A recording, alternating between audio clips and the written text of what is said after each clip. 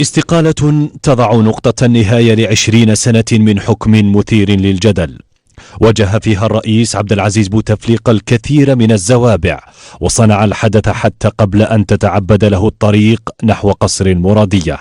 بدايتها رئاسيات مبتورة انسحب فيها منافسوه في آخر لحظة، ثم قانون الوئام المدني الذي رسم فيه معالم إعادة استتباب الأمن. الملف الأمني والجولات الخارجية خيمت على عهدة بوتفليقة الأولى،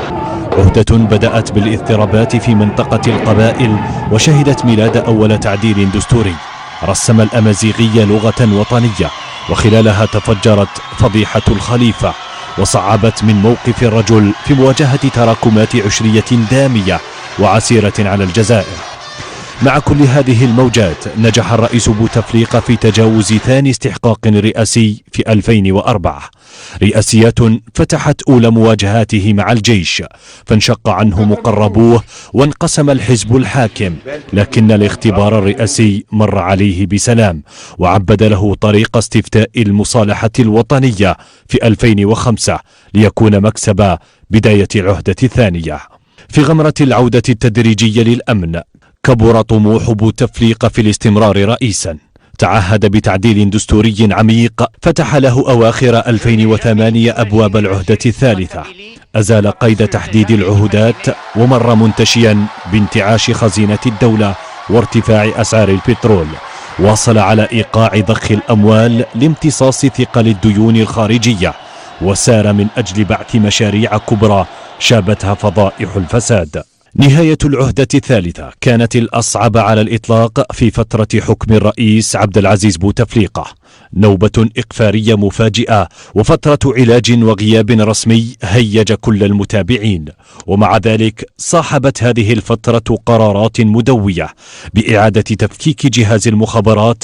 وإنهاء ربع قرن من عهد الفريق محمد مدين، ومع جدل وضعه الصحي الحرج افتك بوتفليقة العهدة الرابعة وهو على كرسي متحرك. ومنذ أداء اليمين الدستورية قل ظهور الرئيس وكثرت رسائله، اشتدت الأزمة الاقتصادية وتآكلت مكاسب الميزانية في السنوات السمان، تغييرات في الحكومة ورجال الواجهة، محاولات لامتصاص الصدمة كلها باءت بالفشل. بعدها شعر الجزائريون بالخطر، لا أحد كان يتوقع أن تنتهي السنوات الخمس بإعلان الترشح لعهدة خامسة.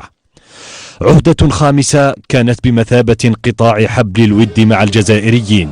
شكوك تعاظمت في أن جهات تحكم باسم الرئيس، رحلة إلى جنيف كانت الأخيرة لتهيج الشارع، بوتفليقة كان يعالج هناك وأشخاص يرشحونه هنا. الشعب قال كلمته في 22 فبراير التي بدأ فيها فعليا العد التنازلي لعهد بوتفليقة الذي اختار أخيرا الانسحاب، تاركا وراءه الجزائر والجزائريين في مواجهة مصيرهم المحتوم.